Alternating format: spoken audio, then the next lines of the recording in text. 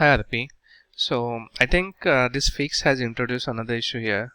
So for this payment APIs, all the payment APIs, if I pass the ID which is not existing, so basically if I have this ID, I can get the proper result. But if I pass the ID which doesn't exist, it is throwing an error 500. So it's happening for all the APIs where we are not where we are providing the payment ID basically. So this also,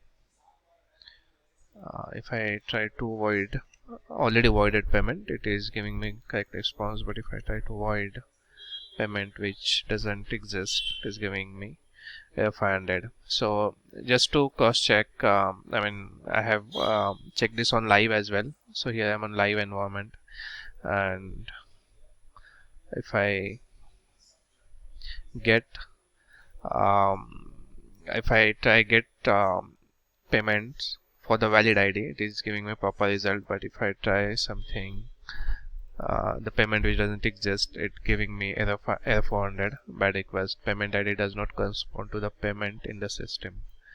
So this is giving me correct result, but on test environment it is throwing an error 500. Yeah, that's the issue. Thank you.